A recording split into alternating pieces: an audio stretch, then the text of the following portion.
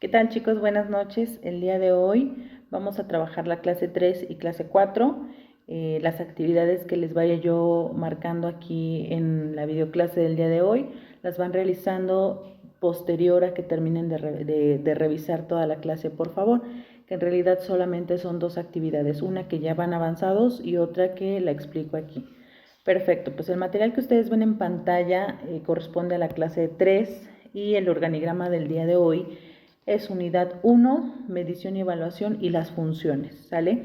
Nos vamos de lo general a lo particular para la sesión del día domingo podamos revisar los tipos de evaluación que era la actividad pendiente que teníamos. Muy bien. Ahora sí, vámonos al concepto de medición. Cuando hablamos de medición no hablamos de un término meramente educativo, es lo que quiero que entiendan.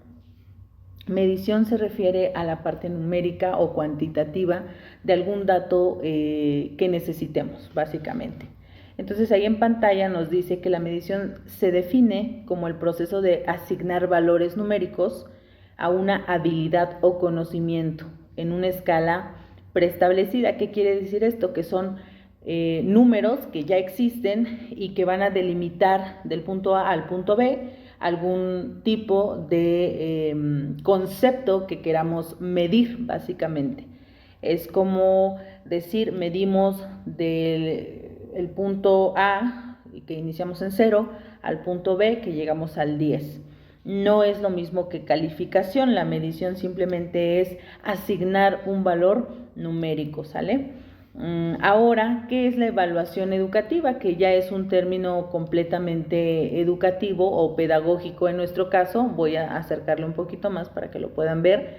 Dice que es un proceso, a nosotros como pedagogos, ¿de qué nos sirve esto? Básicamente para hacer una evaluación anticipada tenemos que prever.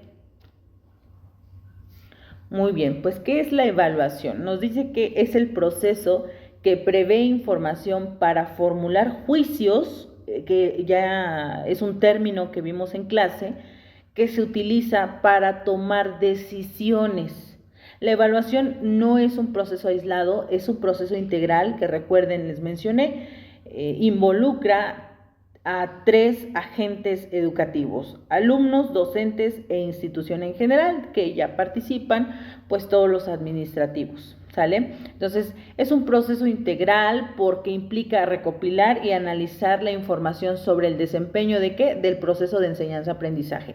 ¿Qué es el proceso de enseñanza-aprendizaje? Desde el desempeño del aula y fuera del aula, ¿sale? Si fuera el proceso de enseñanza, le correspondería solamente al docente, que es algo que ya hemos platicado, pero aquí la evaluación nos menciona que es un proceso integral. Entonces, ¿cuál sería la diferencia entre medición y evaluación? La medición simplemente es asignar un valor numérico y la evaluar es realizar un juicio de valor sobre el desempeño de nuestros alumnos, escuela y docentes. ¿Sale? Este desempeño implica evaluar habilidades, destreza, actitudes, etcétera.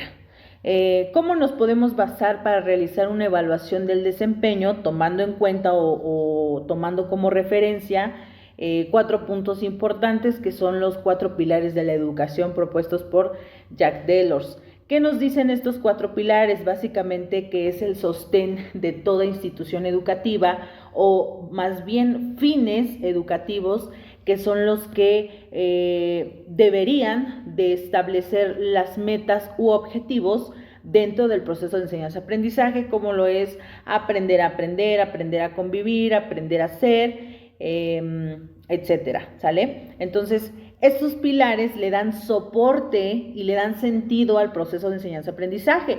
Recuerden que este proceso debe de tener un objetivo y el objetivo directamente es el alumno, y dentro del alumno pues ya se implican más procesos internos y un poquito más complejos, como es que aprenda, como es que se desempeñe de una manera correcta, que adquiera habilidades, que adquiera destrezas, y esto va de la mano con la actividad que más o menos llevan encaminada, que es diseñar un examen o un test, un cuestionario que nos permita identificar, dependiendo a las habilidades e intereses de nuestro alumno, pues hacia qué perfil profesional lo podemos, pues básicamente proponer o acercar, hacer una sugerencia a nuestro alumno.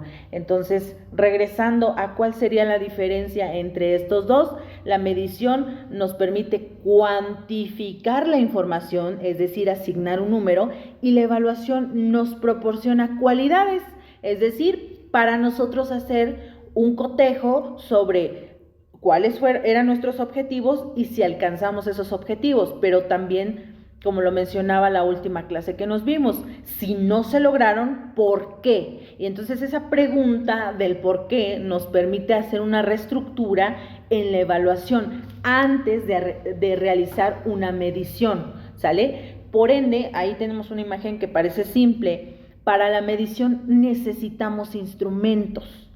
Estos instrumentos, para convertirse pedagógicos, pues tienen que ser instrumentos de evaluación educativa, ¿sale? Muy bien, entonces nos pasamos a entender ahora sí la diferencia entre qué es evaluar y qué es calificar. Recuerden que medición no es un término pedagógico, sin embargo, tiene una implicación directa en el proceso de enseñanza-aprendizaje y vamos a entenderlo justamente con las diferencias entre evaluar y calificar. Entonces, principalmente dice que la evaluación, recuerden, es un proceso que se encarga de recolectar esa información sobre cuáles han sido los avances de nuestro alumno antes, durante y después del proceso de enseñanza-aprendizaje. Pero además de recoger la información, nos permite analizarla, pero también emitir un juicio de valor sobre el proceso completo. ¿Para qué? Para tomar decisiones que nos retroalimenten a todas las partes implicadas en el proceso de enseñanza-aprendizaje. Ahora bien, ¿qué será calificar? Es darle una estructura al juicio que ya hicimos en la evaluación. Por eso nos dice ahí que, déjenme acercarle, me voy a mover hacia acá abajo, dice que materializar el juicio emitido tras recolectar la información. Es decir, que en la evaluación simplemente cotejamos cuáles fueron los puntos a considerar para asignar justamente esa calificación, y calificar ya es materializar, darle sentido al juicio que realizamos previamente. Entonces, dice que es materializar este juicio asignando una nota alfanumérica que se asigna al sujeto. En este caso, no es plenamente al alumno o no está aislado ese concepto al alumno. Recuerden que estamos hablando de 3 agentes implicados en el proceso de enseñanza-aprendizaje, 3 agentes principales, más no los únicos, que es alumno, docentes e institución. A institución nos vamos a referir, ya les mencionaba, a toda la parte directiva. Muy bien, ahora nos dice que la evaluación es una acción prolongada, o sea, no solamente es te doy tu número y hasta ahí se termina. La evaluación tiene que estar presente en todo el proceso de enseñanza-aprendizaje, por eso nos dice que es una acción prolongada a lo largo de todo el proceso. Y la calificación es una acción esporádica, es decir, se va a asignar solamente en momentos que requieran justamente asignar esa puntuación, para pues hacer una comparativa del cómo inicias y cómo terminas. Entonces ahí nos menciona que es esporádica, circunstancial, pero también puntual. O sea, no solamente vamos a calificar meramente porque sí. Tiene que haber una razón del por qué ya vamos a calificar. Habitualmente nos menciona ahí que es final o sumativa. Yo les mencioné que en la clase que vamos a tener el domingo, pues vamos a hablar de los tipos de evaluación, que es justamente la diagnóstica, la sumativa y la final. Entonces, ahí nos menciona que la calificación se ve presente básicamente al final de nuestra materia o de nuestro curso, ¿sale? Y la sumativa es la del proceso, es decir, te calificamos en clases, te calificamos tu desempeño en todo el momento de retomar o tomar un curso, materia, grado escolar, etcétera. Y la final es básicamente para decir aprobaste o no aprobaste tu curso, ¿sale? Muy bien. Ahora tenemos aquí abajito, ¿cuál es la función de qué? De la evaluación. Me voy de este lado, voy a acercarlo un poquito más, ahí discúlpenme que los esté moviendo tanto. Dice que su función es reguladora, que permite mejorar cuestiones referentes al proceso de enseñanza-aprendizaje, tanto para el alumnado, como para el profesorado. Entonces, ¿qué es la evaluación? Nos permite regular el proceso, saber cuáles han sido nuestras fallas, permitir esa retroalimentación en ambas partes, que fue el ejercicio que tuvimos el día domingo pasado. Ahora, ¿cuál será la función de la calificación? Dice que es una función selectiva, permite situar al alumnado en puestos diferentes e identificar a quienes no alcanzan los mínimos exigidos. Recuerden que la calificación nos sirve para saber cómo inicias y cómo terminas. Entonces su función es seleccionar cuáles han sido tus alcances en el proceso de enseñanza-aprendizaje. Muy bien. Disculpen, si por ahí de repente se apareció una ventana de llamada, disculpen, no me di cuenta. Espero que no haya influido en observar el contenido. Además, este contenido también ya lo tienen ustedes. Muy bien. Ahora, vámonos con la función pedagógica de la evaluación. Permite conocer el progreso del alumno. Eso es lo más importante de la evaluación, ya sea diagnóstica del proceso o final. La función pedagógica, el sentido de nosotros docentes o pedagogos es conocer el progreso. Eso es lo que realmente nos debe interesar. Entonces es una función, pero de la evaluación, porque recuerden que la evaluación es emitir un juicio, es decir, poner sobre la mesa cuáles fueron tus habilidades alcanzadas, cuáles fueron tus destrezas, cuáles fueron tus cualidades, cuál fue tu avance. Entonces dice que la función es conocer el progreso de nuestro alumno. La función comparativa de la calificación es que el alumno se compara con los resultados de otros compañeros y el profesor se compara con los resultados de otros profesores. Es decir, vamos a poner un ejemplo que nos sucedió. Puede ser que ustedes con su otra materia estén alcanzando los objetivos, porque el proceso de enseñanza-aprendizaje, el sistema interno de evaluación está funcionando debido a los acuerdos, debido a las formas establecidas de evaluación. Entonces, si la evaluación está correcta, está establecida de manera previa, para ambas partes, por ende la calificación pues va a funcionar pues solita, ¿verdad? Entonces, la función comparativa de la calificación es comparar los procesos, ojo, con fines educativos, no con fines de menospreciar los avances de nuestros estudiantes, ¿sale? Muy bien, continúo. La función comunicadora, ¿de qué? De la evaluación. Nos dice que se produce una retroalimentación entre alumno-profesor, profesor-profesor y alumno-alumno. Esta función es muy importante porque es donde les mencionaba el domingo pasado, se llegan a acuerdos sobre los parámetros a considerar dentro de nuestro proceso de evaluación.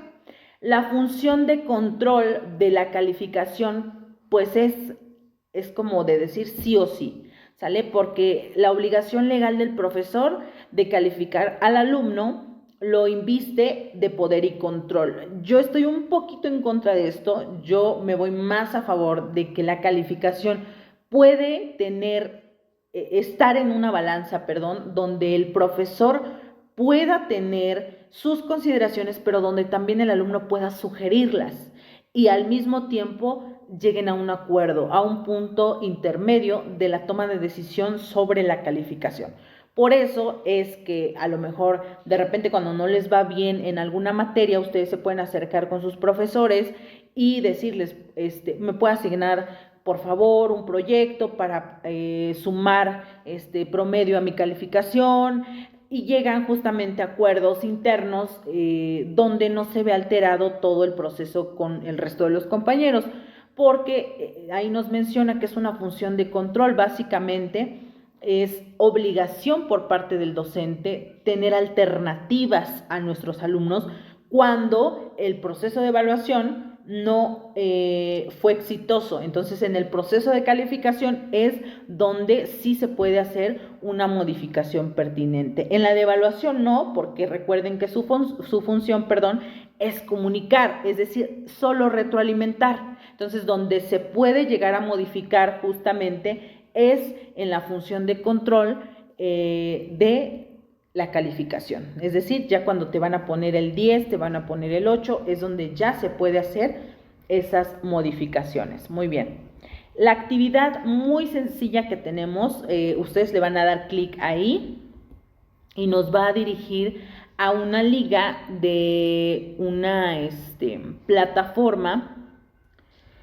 Y déjenme acercarle aquí. El tema es medición y evaluación educativa. Déjenme la acerco un poquito más. Y dice, en este juego los jugadores deberán decidir si los términos relacionados con la medición y evaluación educativa son correctos o no. Entonces, ¿qué tenemos que hacer? Responder con una palomita si el término tú crees que es correcto y con una X si no lo es. Es básicamente como un verdadero o falso. Entonces, es un jueguito por ahí. Híjole, ya aquí tengo algunos resultados. Y aquí abajito ahora sí nos dice por ahí, nos da la opción 82 veces realizada, caray. Muy bien.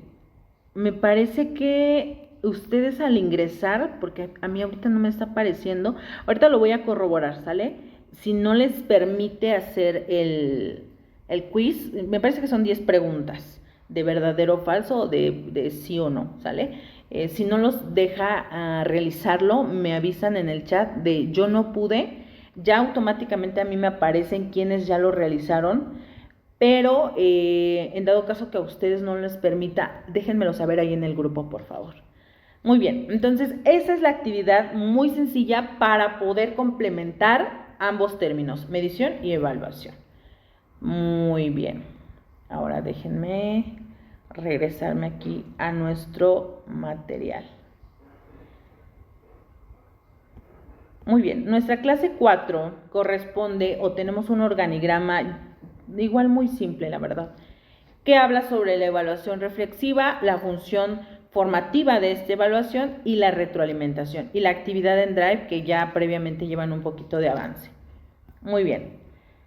Ahora, ¿qué será la evaluación reflexiva? Básicamente, como nos lo dice la palabra, es reflexionar o la búsqueda de la reflexión en el proceso de evaluación.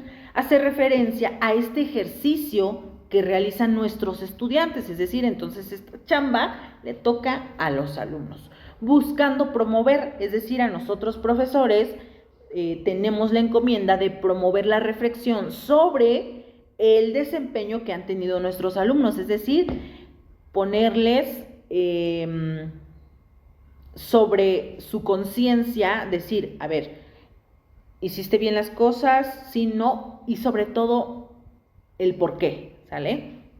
Entonces ahí nos menciona que busca promover la reflexión sobre las bondades e importancia de la evaluación reflexiva, no solo, ojo aquí, a nivel educativo. ¿Qué quiere decir esto? Que no solo que hayas adquirido los conocimientos, como les mencionaba en la clase pasada, no me interesa que memoricen un concepto si realmente no les fue significativo, que no le tomaron un sentido. Entonces nos menciona ahí que se busca más a una herramienta de autoconocimiento y retroalimentación entre quienes, entre ustedes estudiantes, hacer una evaluación introspectiva y decir, yo considero que en este curso del 100% he aprendido el 30%, y cuáles han sido esos factores, porque la evaluación reflexiva no no solo nos sirve para la crítica, en decir, fue culpa de aquí, fue culpa de acá, nos sirve para proponer justamente herramientas que sí sean o que sean necesarias, suficientes, para alcanzar nuestros objetivos. Entonces se ve a la evaluación reflexiva más como una herramienta de autoconocimiento, es decir, hacer nuestra propia evaluación, decir estas son las consideraciones que yo mejoraría, eso es lo que yo propondría, y se hace regularmente entre alumnos y profesor. Ahora bien, ¿cuáles son los pasos para una evaluación reflexiva? Son 4 y son muy sencillos. 1 es la exploración, análisis, retroalimentación y reflexión. A la exploración lo vamos a considerar como el reflexionar cuáles fueron los puntos en los cuales fallamos, es decir, los puntos de mejora. Al análisis, cuáles serían las propuestas para trabajar esos puntos a mejorar. La retroalimentación ya sería entre profesor y alumno, es decir, se complementan ambas partes en decir, bueno, yo profesor propongo esto, el alumno propone aquello y se hace un trabajo colaborativo entre ambas partes para lograr la reflexión y así nuestra evaluación reflexiva tome sentido. Entonces, vuelvo a repetir, pasos para una evaluación reflexiva es identificar cuál fue el fallo. Esa es la exploración. Segundo paso, el análisis, es decir, las propuestas. La retroalimentación, la charla entre ambas partes para llegar a algún acuerdo. Y la reflexión es realizar justamente ya la aplicación de la evaluación, esa parte reflexiva. Regularmente en este tipo de evaluación reflexiva se ven aplicadas las evaluaciones llamadas como autoevaluación. No sé si las han escuchado o las han aplicado en alguna materia o con algún profesor, donde te dicen, ¿tú cómo te evaluarías y por qué? Yo me califico con 10 porque la verdad yo llegaba muy puntual, cumplí con todas mis actividades, con todas mis tareas. Entonces el profesor, más que tener esta evaluación como una herramienta sin un objetivo particular o específico, sí se vuelve una herramienta muy importante, porque la autoevaluación es que el alumno reflexione o haga una crítica constructiva sobre su propio avance, ¿sale? Entonces, cuando la autoevaluación la hace completamente el alumno, pues le va a permitir justamente esa exploración y reflexión sobre su propio desempeño, que eso es lo que se busca al final de cuentas al tener, ojo, una calificación. Que tú como alumno reflexiones tu avance y realmente consideres si fue justo o lógico, coherente con tu desempeño y con tu calificación. Recuerda, el desempeño es la evaluación y la calificación numérica es el resultado, es la parte coherente entre ambas partes. Entonces, la evaluación reflexiva sí le corresponde un poquito más al alumno, es decir, a ustedes, haciendo pues una evaluación más crítica personal sobre sus propios avances. Aunque en la retroalimentación, como les mencionaba, sí podemos participar nosotros como docentes haciendo sugerencias o haciendo justamente aportaciones puntuales sobre tus propias características que puedes mejorar o que pueden ayudarte a mejorar ciertos aspectos de tu desempeño. Aquí tenemos una definición propuesta por Martínez, ya me salté, donde nos dice, las evaluaciones más válidas y confiables del mundo que tengan como efecto hacer que los alumnos abandonen las tareas desesperanzados no pueden ser consideradas productivas porque hacen más daño que bien. Volvemos a reflexionar este concepto.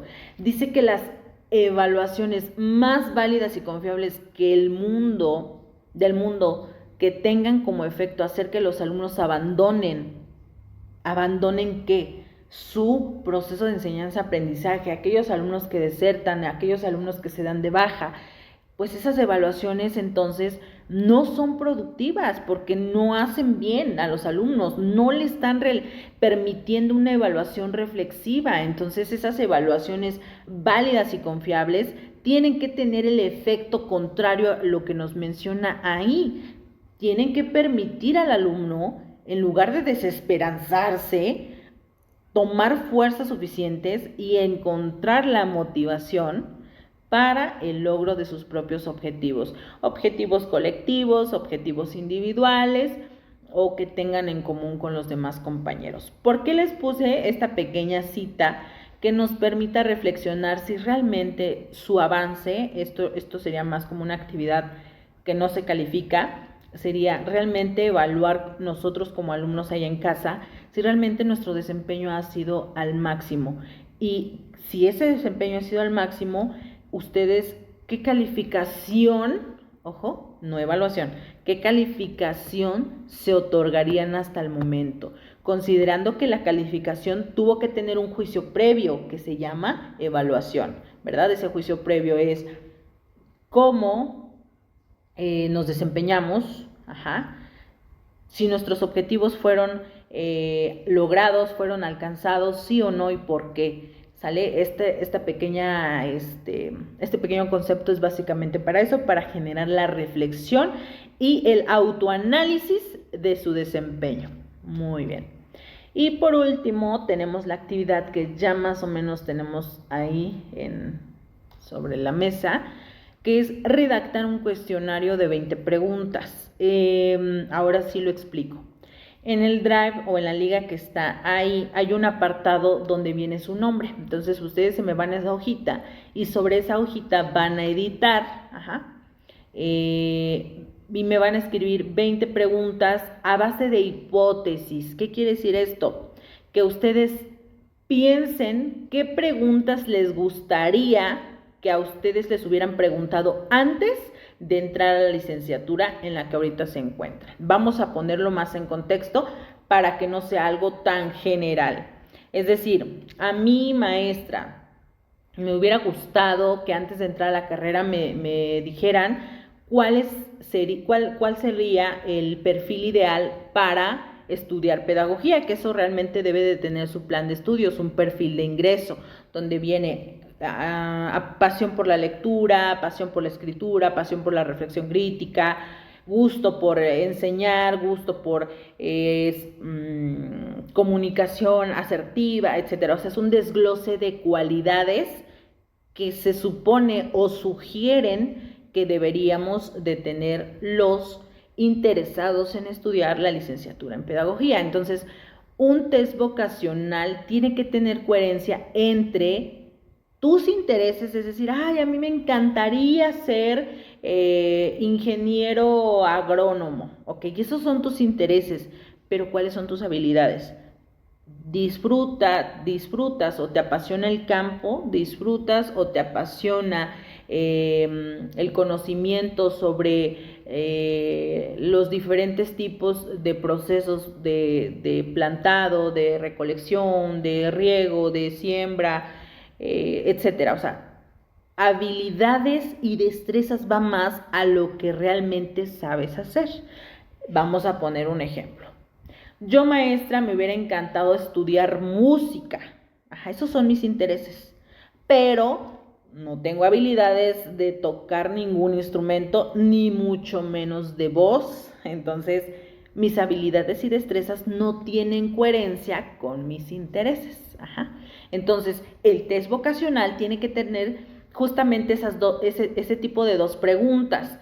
Tus intereses, pero también qué sabes hacer. Y en el qué sabes hacer, va implicadas habilidades y destrezas. Entonces, es un cuestionario de 20 preguntitas donde tú, vamos a suponer, tú eres el entrevistador, enfrente tienes a un alumno recién egresado de preparatoria, y estás haciendo un cuestionario, bueno, ok, ¿cuál es tu nombre? ¿Cuál es tu edad? Que esas son preguntas sí o sí que tienes que hacer, la fecha a lo mejor en la que lo estás aplicando, y ahora sí, muy bien. ¿Qué expectativas tuviste al egresar del nivel medio superior? Expectativas en general. A partir de ahí tú empiezas una charla. El test vocacional Puede ser de preguntas abiertas, como el ejemplo que les estoy dando, pero también de preguntas cerradas. Regularmente son de preguntas cerradas, donde solo te contestas sí o no, no hay intermedios, porque justamente nos ayuda a sacar un índice, ¿no? De cuáles fueron tus intereses, pero también cuáles son tus destrezas. Un ejemplo, ¿te gusta la atención a adultos mayores? ¿Sí o no? Y ya te dicen sí. Entonces esa sería una habilidad y destreza. ¿Por qué? Porque les gusta el acercamiento o la atención con adultos mayores. Ok, ahora, ¿cuáles serían tus intereses? ¿Te gustaría participar en un voluntariado en Brasil debido al COVID-19 y etcétera? O sea, desglosas la pregunta, ¿sí o no? Y si te dicen no, entonces quiere decir que aunque tiene habilidades para estudiar, ejemplo, enfermería, no tiene interés de estudiar enfermería. No sé si me explico. Vuelvo a poner otro ejemplo. Si la pregunta te dice, ¿te apasiona el mundo natural y te da curiosidad conocer qué es lo que tiene el mar en sus profundidades? ¿Sí o no? Ok, ya que te diga, sí, ok, son sus intereses. Curiosidad, pasión por estudiar animales marinos, plantas marinas, ok, tienes los intereses. Siguiente pregunta. ¿Sabes nadar? Ejemplo. Y que te diga no. Entonces su interés por el mar, la investigación y todo eso, pero no sabe nadar, pues no tiene relación su habilidad con su interés, ¿sale? Y así, en fin, vamos a tener miles de preguntas, miles de cuestionarios que podemos ir vinculando entre interés, habilidad y destreza, ¿sale? Entonces nosotros al ingresar a una licenciatura, no sé si ustedes lo realizaron, es realizar una autoevaluación de decir, ok, a mí me interesa estudiar eso, pero yo sé hacer esto, esto y esto, ¿verdad? Un ejemplo, un tabú que he escuchado mucho, si quieres estudiar psicología te tiene que gustar leer, ¿por qué? Porque lees mucho. Quizás suena un tabú, pero en realidad es una pregunta que deberías hacerte antes de entrar a tu carrera. Ok, me interesa esto, pero mis habilidades son estas. Entonces, pues justamente los test vocacionales nos permiten sí canalizar a todos esos interesados en entrar a una licenciatura en los puntos en los que mejores se puedan desenvolver, pero también disfruten y les apasione estar. Un test vocacional también nos permite a nosotros como escuelas prever que haya bajas. ¿Por qué? Porque si ingresas alumnos que no están interesados en la licenciatura realmente, pues en algún momento van a quebrantar. ¿Por qué? Porque sus intereses no están girando en torno a la licenciatura donde ingresó. O bien puede ser al revés, sus habilidades y destrezas son buenísimas, pero realmente le interesa otra cosa y a veces nada más estudian eso porque por presión de papás, porque no querían quedarse sin estudiar, porque no querían año sabático, etcétera. Entonces, el test vocacional a nosotros como pedagogos sí nos tendría que poner sobre la mesa esa reflexión de decir, ¿de qué nos sirven los cuestionarios? Justamente poner en duda si realmente el proceso de enseñanza-aprendizaje puede modificarse y puede mejorar para el logro exitoso del mismo. Y así justamente evitar las deserciones escolares, lograr el éxito. Entonces, espero que con esta pequeña explicación haya quedado claro sobre el cómo me gustaría que redactaran sus preguntitas. Van a tener, yo creo que ya el día de hoy no, pero el día sábado para meterse a su drive y avanzarle un poquito a eso, y el día domingo a lo mejor terminarlo. El día domingo nos enfocamos completamente a tipos de evaluación y si quedó alguna duda de estas dos sesiones que se resumieron, pues me las hacen el día domingo y subsanamos o reforzamos algún tema que no haya quedado claro, algún concepto. Muy bien, de mi parte sería todo, que pasen bonita noche.